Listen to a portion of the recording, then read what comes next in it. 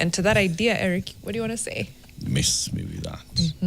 That we have a younger, woke, non-tribal voting bloc that's emerging, or it has emerged. Okay, that's good, but I'm here to tell you, not yet Uhuru. Not yet Uhuru. You know what? And it's a good thing that it has started somewhere and it's heading somewhere, but it is absolutely nowhere close to where people think it is. Where have we come from? We've come from a place where, in this country for some time, and it's just become ingrained and entrenched, we think tribal.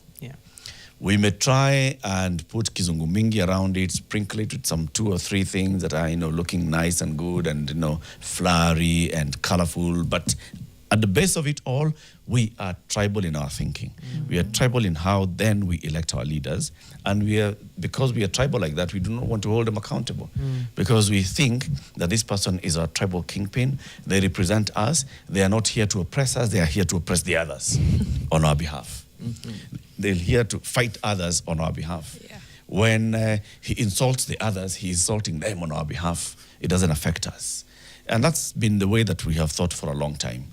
Come 2024, and this young generation, the current generation, not the current, the immediate former youngest generation in the country, the Gen Z, pour out to the streets, accompanied by their older siblings, the millennials.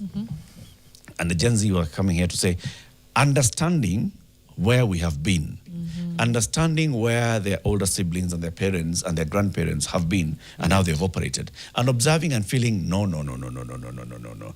we have got to break away from the chains and yokes of tribalism. So a small group of people in 2024 get very loud and vocal on social media, and they are pushing for these changes. First of all, the opposition to the finance bill, but also opposition to open flamboyance and lack of accountability in government. And their organization was, we are not going to do it like the others. If we become tribal, then people are going to look at it in terms of, oh, these are the other tribes fighting Kalenjin president. Or these are the Luos fighting the Kalenjin. Or the Kikuyus fighting the Luos and the Kalenjin. No. We are going to say that we are all united by a common pain and suffering, and we are non-tribal, and we will push for this. Very well done. Very, very well done. And actually, it succeeded that way. Because the issue was then finance bill, accountability, government. And then it started moving into Ruto must go. And that's the moment when that whole thing came crumbling down, paragasha. Non-tribal angoa. It went. Watire, hakuna, It faced its first existential threat as a non-tribal thought process and movement, when now it became, you want to remove this president from office. And the pushback was, oh, which people are these who are removing which president from office? Who is leading these people who are trying to remove this president from office? And then the emergence of several youth, and the several youth, leadership, Kina Morara Kebaso, Kina, and all the others, and started looking at them from Morara Kebaso. The other one, Casmuel. Who? Makure. Abbas. And the other one, the lady, the one who was collecting money. Hanifa who? Adan. We started placing them just by hearing Hanifa Adan, Casmuel, Morara, and then this kind of Boniface Mwangi in the background, Boniface, and it became tribal. So I'm just looking at that and the politics since then, and just saying, maybe it started off very well as this new thing that could move us to being woke, non-tribal, younger population that is thinking issue-based, but it is not there. Let us not kid ourselves that the next election is going to be decided by anything close to that. This election that's coming next, 2027, is going to be tribal arithmetic. Anything non-tribal, miss me with that. Greatly. We usually crock it. I am resisting the urge to crock it. You don't want to accept. I don't want to crock it. I don't want to crock it. Man, you know the problem is, I want to disprove you, but the only way to disprove you is to have a crystal ball, and it's August 2027, and election results have been announced, and I'm like, Eric, I told you so. I told you so. I told you so. However, what I can say right now is, I get what you mean. I also don't think it's the entire truth. Because you're absolutely right. We did have a moment of, we can do this. We don't have to go back to the usual like tribal arithmetic. And then we did have like a little bit of a relapse as well. And going back into what we know, going back into my people versus your people. The president noticed, I think, the slip in his support bases and configured how he knows best. And it was ODM and broad-based, and that brings in parts of the coast. It brings in parts of Lower Nyanza, parts of Western. You know, when you see Oparanya and Badi and Joho, nani mwingine nimesema Oparanya. Who else? There was 4 of them, but you get what I mean. That cohort coming into leadership. Those are pure one day. Yeah, one day. That's what I was forgetting. Yes. Yep. Then you see him kind of like reclaiming a voting bloc. However, what part of the voting bloc did he reclaim? Or is it those who are genuinely thinking, you know what, we need better. Yeah. We need to do better. Or was it by and large fence sitters who are already my person? That to me is the real question. So if it was, you know, waves they're convenient. So when you see something like the Reject Your Finance Bill and it moves and a lot of people are genuinely against it, a lot of people are also just riding the wave, and that's okay. Then you see Ruto must go. And again, some people are like, genuinely, Ruto must go. Yeah. Others are just riding the wave because it's cool and convenient at that time. Then you see the president decide to bring in donated experts from ODM and to form this broad-based thing. And then the wave riders also leave because they were never in it because they truly believed it. They were there because it was the cool thing at the time. It was easy. It was what their friends were saying. It was must go. Fine. Now, those ones, I think, have retreated back to said tribal cocoons. Does that mean that there is no demographic emerging of people who are actually thinking beyond tribe? I don't think so. I think there's very much a demographic that exists like that right now. What may be exaggerated is its size. However, that it is there is of that no it doubt. exists is of no doubt to me. And that the other one is the middle class woke voter who tends to go back to tribal cocoons as well. However, I genuinely think, and I can't account for it, but when you look at how people are moving, there is that middle class woke voter who is very loud on social media, but quietly will go back to their tribal cocoons. Yes.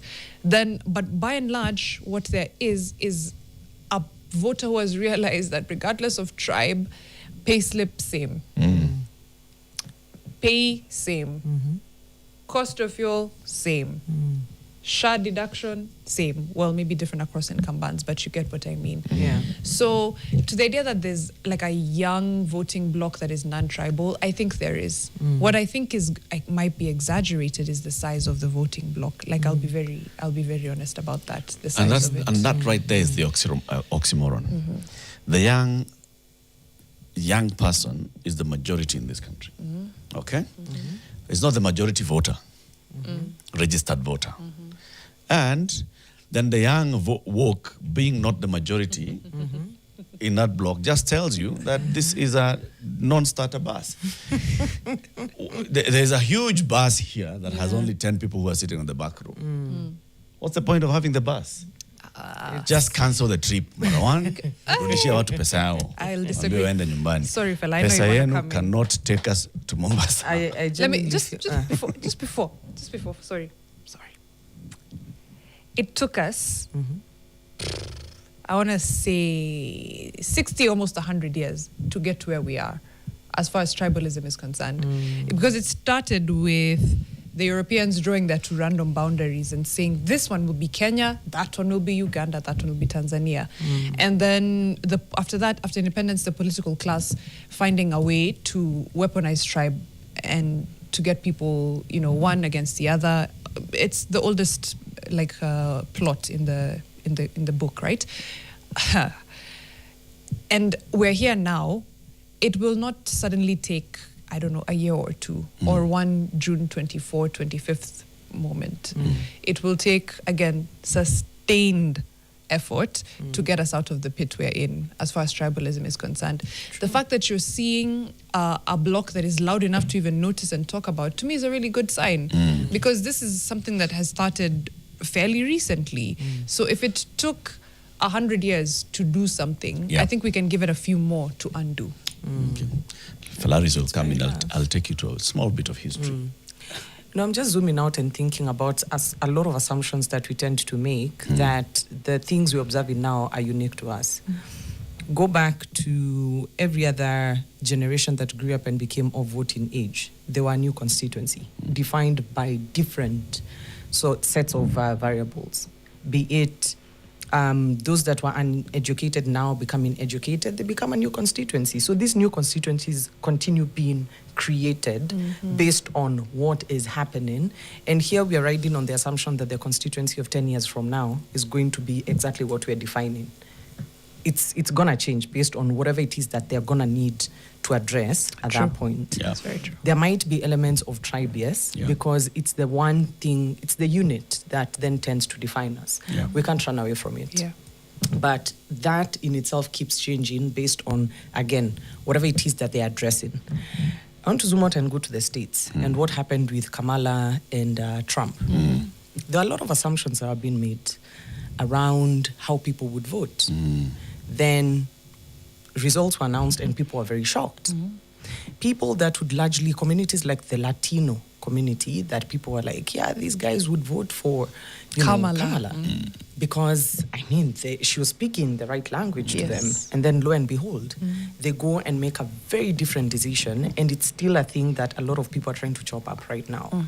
So how those constituencies behave, again, one cannot sit down and fix them to one thing or define, hold them to one thing, because those variables keep on changing. So I think as we sit here and try and explain behavior of this constituency that we're seeing emerging, each of them have different things that they would want addressed.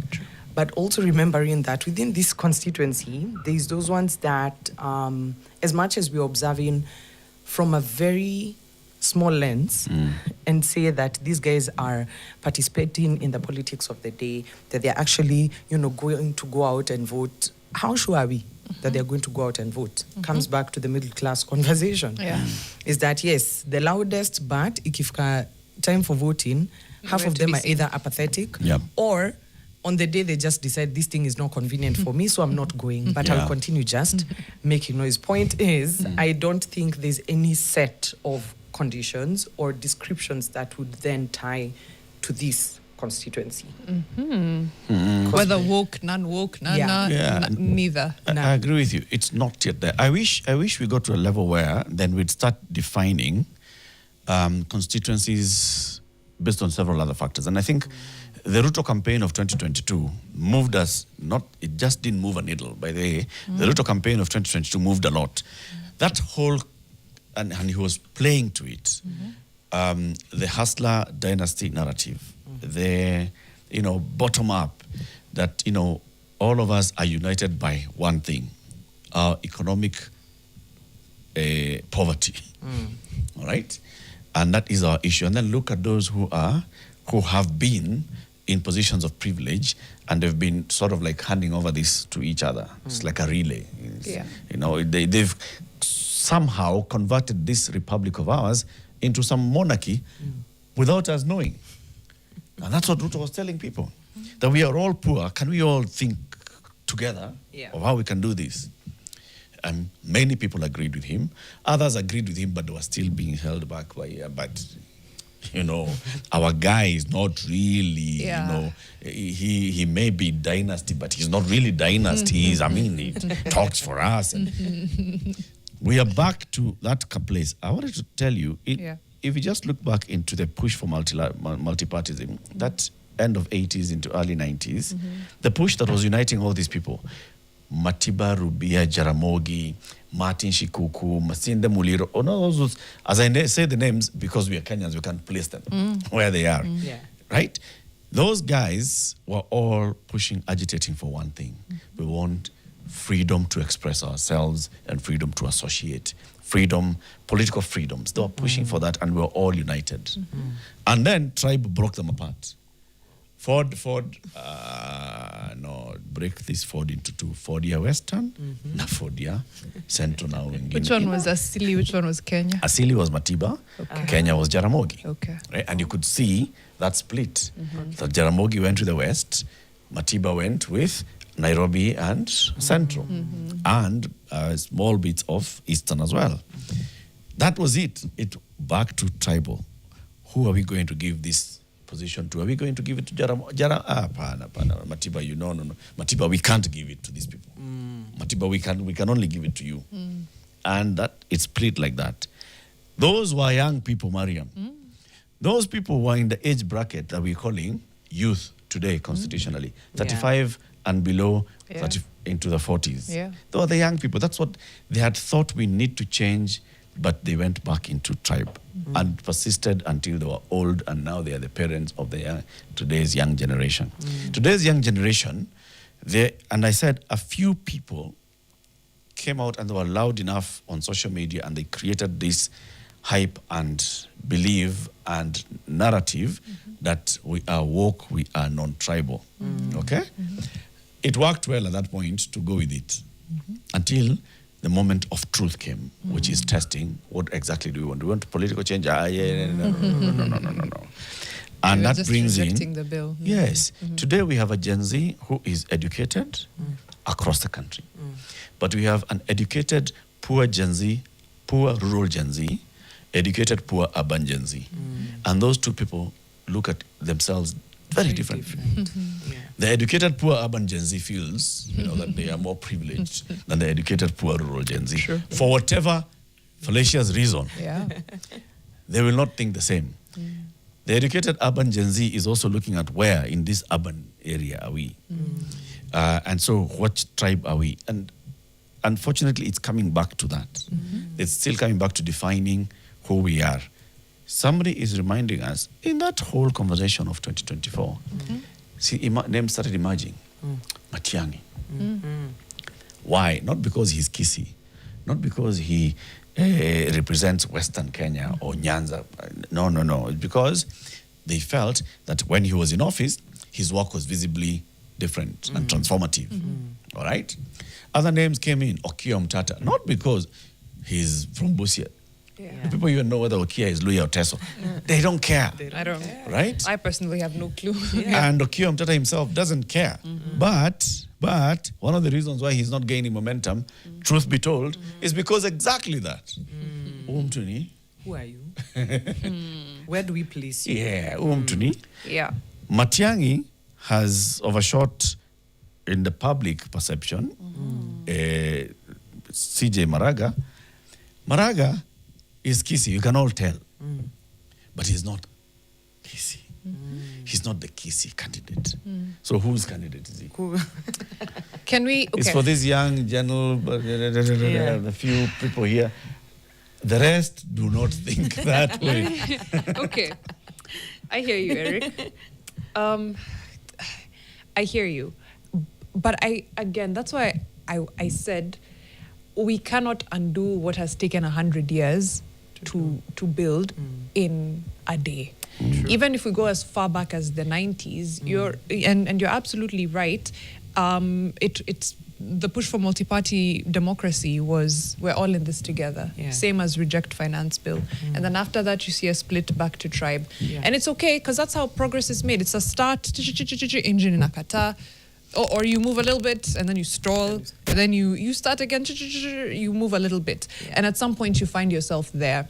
So for me, I'm not worried about the trajectory. I think that's where we're heading. And as much as it's it can be said that this idea of being non-tribal woke voters is like a manufacturing of, especially like the urban Gen Z, I think it's a beautiful thing that it began as far as like hustlernomics and that, because then that makes, it gives it ownership and gives other people the idea that they can do it as well, so that it's not such a foreign concept. Wait, before kwa Matiang'i yes. and Maraga and Omtata, can I be honest? Look at who is emerging right now as Sifuna, right? What's the difference between Sifuna and Omtata and Maraga and Matiang'i? It's Riz. It's not personality. It's personality. Yeah. It's Riz. Yeah. That's it. So while these are, and Matiang'i and of course Maraga have been in service, so has Omtata, and they have, like Matiang'i and Maraga have stellar records. They are champions of democracy and the constitution. Yeah. There is nowhere in the world where politics is devoid of personality and charisma. That's just a fact. So I wouldn't say that they have been pushed to the sidelines because we've gone back to our tribal cocoons by their small constituency they had fought. It's just because they've seen something else that's more attractive and maybe shinier, which is, it's peacocking. You see, and you're like, wow. I mean, I hear you, Mariam, and that's such a valid point, because again, think about every other political figure that you see across the world that has that X factor. It always comes down, yes, a lot of times maybe you might not even understand what their ideology is, but you see them in front of people, you're like, about them. Wow, that guy, there's a touch of that. And we cannot then say it's tribal or it's based on anything. But I want to look at someone like, I don't know, Maraga, for example. And given that we've seen this new constituency rally behind him, in fact, not even rally behind him, it is pick him out and say, wewe ndio tunataka. You are the one who's going to represent this new constituency, and you don't care whether you have the Riz, whether you have X, Y, and Z. We believe in you. What is that? That's, I would really want to see the causation or the correlation. Because then that was not a pick based on tribe. Okay. Let's take a short break and we get to listen to what's happening at ABSA. Our reporter Kefa Mwiruri is on ground with ABSA Kenya, and of course there's a live link coming in. Let's see what we are up to. Good morning, Kefa. So back to our Shika Mike, and not Shika Mike, but our Miss Me That conversation today, which is, do you have emerging new thinkers in voting, right? And that would be like, say, the urban woke, pay-slipped middle class, who would think, there's something that, we are pushing for together collectively, because we are paying so much in taxes and we're demanding so much in return in terms of services from the government and accountability from government. Then there's a common thread in thinking of what happens. What we have seen previously is that this is one group that disengages politically, by and large. There's a small part of them that will engage, and they'll engage so heavily, and then they'll stick their head out and say, you know what, because of this, it's for this reason that I'm putting myself out there to be elected so that I can change. I want to be part of change. And the others in their classroom look at them like, unataka kwenda uko nje, umix na hawa watu. Unajua hiyo game ni chafu. Hiyo game ya huko nje. This class of ours here, we're orderly, we know when to stand and when to sit. Prim and proper. We're prim and proper. You want to go out there and, no, wewe enda peke yako, cheza peke yako. That has been the case. So those that have come out honestly feeling that it's time for us to change things, that or I can contribute to something to my country, then just go out there and they don't get the support from their kith and kin. They don't get it and they get frustrated and they just decide, you know what, kama nyinyi mnitakia na mnitaka, shauri yenu. One group. Another group, special interest as well. Let's say we can say special interest of the younger demographic. People who have gone through education, and are looking for employment opportunities, and there are none. Right. And they have these ideas of how we can create opportunities for ourselves. And they have all these brilliant ideas. If only the government could do this. If only the government could do this. I mean, we can get in there and just contribute to this and make changes. Yeah. Then they're told by the others, you know how expensive it is. Kuna hiyo pesa. Hey. Unajua lazima uongeleshe so and so ndio kupatia hiyo pesa. Si nyinyi mnipatie, sisi hatuna pesa. Si hatuna. Hata kidogo mimi naweza kupatia tu 10 bob ya siku ya kwanza, hiyo ingine ujisote. Yeah. Doesn't support, doesn't move. So that demographic, and that's like the 2024 demographic, comes out, they're expressing themselves, they genuinely feel that there's something that can be changed, and it ought to change, and it could be changed, but they don't have the staying power, or the thing that, the glue that holds them together beyond. So they just fall back into Whatever cocoons. the thing that is ready is the tribe. It's each of these people, it's swallowing them back in. Yeah. Swallowing them back in. Professional organizations and associations.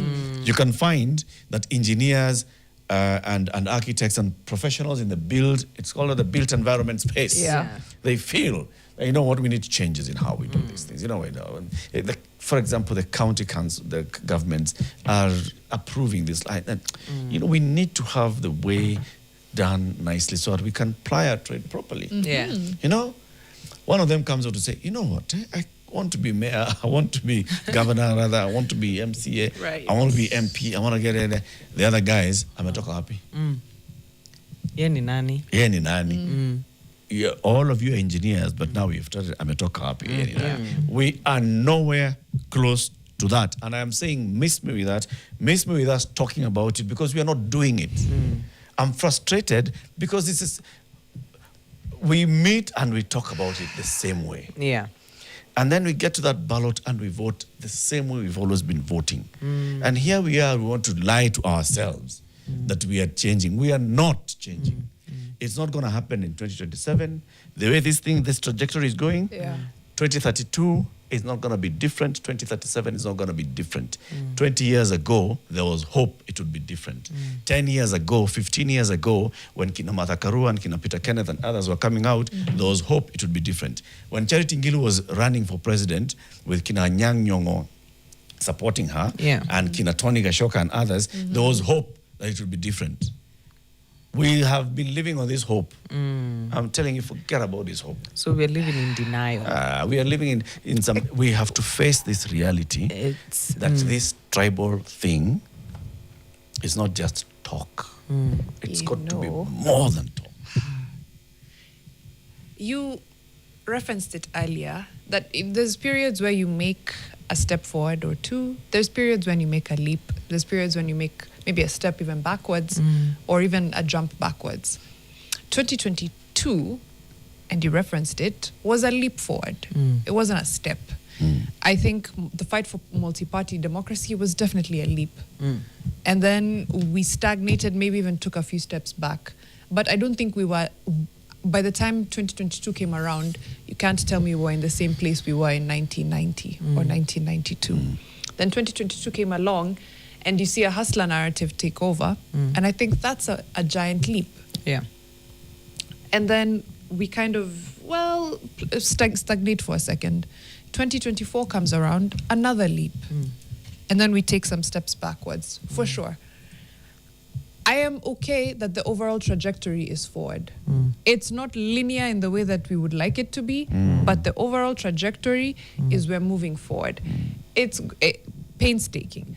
I don't know about 2027. I actually do think we will see it. Not in the way, I don't know, how do I explain this? This is maybe blind optimism.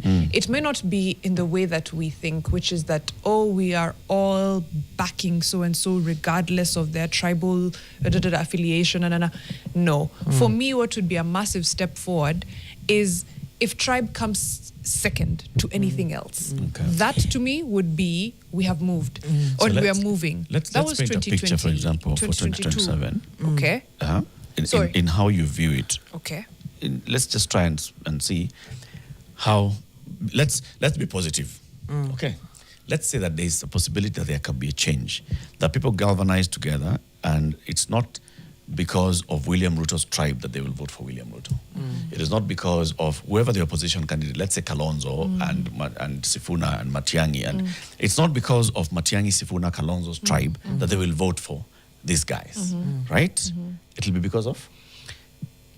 I will take, I don't know, it could be anything. Okay. Let's say all you need is a slogan. I don't know. Yes, we can. Economy ni yetu. Hustlers are up. Something. Ruto must go. Ruto must go. One term, 2 term. Yes, 1 term, 2 term. That. If that comes first, and then now it's okay. I'm a talker happy, but our number one priority is that. Is that one. It that is one. What is the thing It's that 1 brings term, 2 us term. together. Yeah. It's 2 term because he's delivering, 2 term because there's progress, 2 term because I believe that there's change happening. 1 term because he's not delivering, 1 term because we need change, 1 term because this other person represents better change. Yeah. Okay. If you put that ahead, I'm As not number saying 1. tribe will disappear magically. Yeah. But if it can be number 2, number 3, number 4, I don't know. But it's still a factor, but it will not be like the overarching. The overarching. It whatever. most likely will be. Let me tell you why. The millions that voted for Raila were not all Luos. Okay? There were many who are voting for Raila because they believe Baba actually means well for this country. Baba deserves a chance. There were many who voted for Raila because we are Luo and Baba is Luo. Yeah. Right? Others voted because we are Luya and we've always been supporting Baba. Yeah. Or we are from the coast and Baba is our guy. But why is Baba our guy? Because Baba represents something that we feel. So there's something about representation, the embodiment of people's aspirations that Baba carried. Yes. Those that voted for Ruto was also the same. Not because necessarily he's Kalenjin, but because of what he represented. True. The expectation, the number 1 thing is that one, sir. The number 2 thing is where the problem comes. Okay? Yeah. The number 2 thing, it'll be tutapata nini kwa hii serikali ya huyu jamaa. What are we getting out of it? Yeah, and that's why Raila was, for example, forced to come and start saying, if you guys make me president, Oparanya will be finance minister, Joho will be lands minister, Munya will be agriculture minister. He's already trying to tell you, you coast people, I'm guaranteeing you Western people, I'm guaranteeing you this. You Mount Kenya people, I'm giving you deputy president and plus also agriculture. And he was already doing that. You know the difference I see between then and now? Then, as much as, a lot of people who voted for Raila were not Luo. A lot of people who voted for Ruto are not Kalenjin. To be fair, to get the kind of numbers they had, you had to pull from all across the country. Yeah. But you were still pulling Tribally. That's it. It was from your blocks, from your whatevers, your and blocks and how they... alliances tribally. Yes. The difference to me now is the issue becomes the first tribe. Then your ethnicity and who you identify and your language becomes your second tribe. That, to me, is the difference between... possibly the difference between 2022 and 2027. Because as much as... That's why we're still doing mathematics of voting. Niko na hii block. That's why we were doing yesterday. Ati wako na ngapi? 2.9. Na wengine wako na 8 point. However, that's the math that was being done in 2022. I want that to be the secondary math in 2027, as opposed to the primary math. Primary maths, the textbook. But I think you get what I'm saying. The fact that in 2022, the issue, yes, a lot of people resonated with Baba, a lot of people resonated with President Ruto, but essentially their blocks were their blocks. President Ruto starts with home is the rift, and then niko na Murima hapa because of Gachagua, and then niko hivi. Raila starts with I have Luo Nyanza and Western and the coast, and then now I'm working to figure out the +1, +1, +1. That was the arithmetic. If the primary arithmetic, and then hustler, and all of those other things. In 2027, I think we can see something different. Even if it's 1 term, 2 term, yes we can, no we can't, that can be the primary arithmetic. And the expectation, because the secondary one is that expectation. So ni sawa tumekuingiza Sifuna State House. What are we judging with? I don't know, manifesto. Personally. Okay. No? I don't know. Manifesto. I was just writing down some things here in terms of how we tend to view things, again, from a very small lens. The assumption that those that live, and we often have these conversations from a point of privilege, which unfortunately does not reflect the person who is, say, think about a young man of voting age who's living in Pokot. One living in Samburu, one living in Taita Taveta, one living in Olkalao. Yeah. Their needs are very different. True. And their needs will be met by who they choose, who they trust. And who do they immediately choose to trust? Goes back to tribe. So there's no way we're going to have a 6-piece where we vote and their decision on who they vote starts at grassroots level. They apply tribe. Ikifika pale juu is where they are like, no, this is where I put my tribe hat aside and choose to vote based on what it is. Ain't no way. But at MCA MP level, let's be honest, guys, MCA MP governor level, you're almost always voting in your tribesmen. No. It's more granular. No. Your MCA will most likely let's leave Nairobi. You're and voting your Metropole. clansman. So, At that level, Okay. we fair. come back to who you know a village gani, and the people of this village are the Agashiko. Okay. And are we voting for them, the Agashiko? Yeah. All right. Yeah. And then we go into the governor. The governor is a whole different. If you look at the northeastern, and that's why That's true. that entire, Wazir sitting together, they sit down and they're like, all right, so we are this clan, and these are the 3 clans in this county, which is the dominant clan. It sort of almost always dictates who we are supporting for governor. Okay. Yeah. You muongeze kura tuwapatie deputy. No. And it goes into tribe. Yeah. Go to anywhere, even in Nyaribari Masaba. Nyaribari is a clan. it's a clan. Okay, and they're already thinking, yes, we are all Nyaribari, but which family of the Nyaribari clan are we? It is this. So at that level, we are thinking tribe. We are thinking the person that I identify with best and most. That's hard to challenge. I get what you guys are saying. And then there's now- no way magically now for presidency you'll Well, become that very, difference. very Like, different. That I get. Because this guy who is a clan kingpin, Yes. the clan kingpins become now the community kingpin. Community kingpin choose the tribal kingpin. Tribal kingpins go to negotiate at the high table. At the high table. So Ruto calls the tribal kingpin and tells them, sasa wewe, say Western unaweza lete watu wanini. Now, sasa wewe, bring the bukusu. Okay? I'll give you speaker. You bring the Giriama. Yeah. I'll give you speaker. Yeah. How many Kambas can you get? I know the other Kamba guy is big. If you can get a couple of Kamba votes, I'll give you CS. You, wachana hawa, you now bring the Kikuyu, I'll give you deputy president. I hear what you guys are saying, and I agree. It's not that magically you will do 5-piece, tribesmen, clansmen, and then you decide this one. This is where I draw the line. This is where I do agree with that. But again, remember we're talking about emerging constituencies. Yes. I don't think we have enough data to predict their voting patterns. Yeah. I don't think we have enough knowledge. So I am very slow to discount. I'm quick to give the benefit of the doubt. Again, because when you hear something enough times, it starts becoming your truth. So if you hear that you will vote along tribal lines, you will likely vote along tribal lines. So I want to be the person saying that actually, no, you'll move differently. Because maybe if you hear it enough, you will.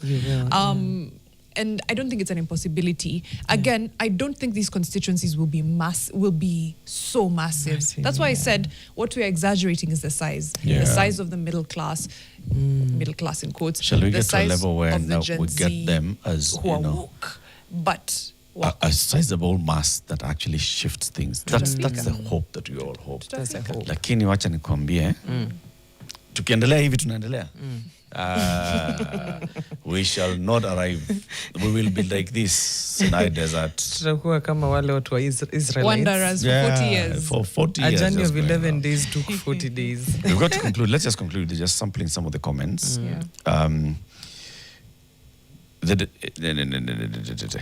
Let's start with Ongao Edwin, who says, remember, it's telling me it's me and Okia who sensitize people about finance bill and the budget. Now we're not talking about Omtata as a presidential. Hopefully, we've reverted to our tribes. Metro says, I hope Latiff is just challenging us to be united like we were in 2024. Otherwise, mtihani in 2027. Yes, next year ndio msema kweli. Lenny de Steve, we might see people getting to voting blocks, not tribes per se, whatever that means. We'll see as time goes. Why are the Science Congress winners not hosted at State House again? Yeah. It hit you. It you know, when you're like, wow.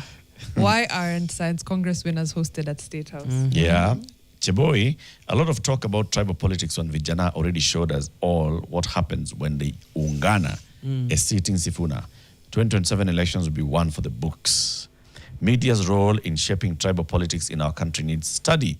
The number of times a politician has been given blessings by elders and chiefs, then the media frames it as Luo or Luya Nation, blesses so-and-so. David Gashoka, just admiring the three of you reasoning together from different tribes. That should be the way for all of us, if at all we want to be moving forward. We do that, like we talk like that. Then, Cheboy says the Constitution solves most of the problems that are being raised here. If Kenyans support a person who will uphold the Constitution, we judge by the Constitution. Charles Nungu, I will vote non-tribal. Hope everyone else does. I hope you actually do, Charles. Lenny, Eric is giving us the vibe that we talk so much and end up the same talk. Yes. Talk and talk. Bas. Got it. Well, thank you for tuning in. Thank you for contributing and for today's conversations. Tomorrow is Wednesday. We'll be back here. Tonight is the last word. And we'll be talking about these tribal manenos. No, about cohesion. It's all about cohesion. Are we actually doing cohesion or are we just, again? Are we cohesive? It's cohesive. It's another of those things. Oh, Shika.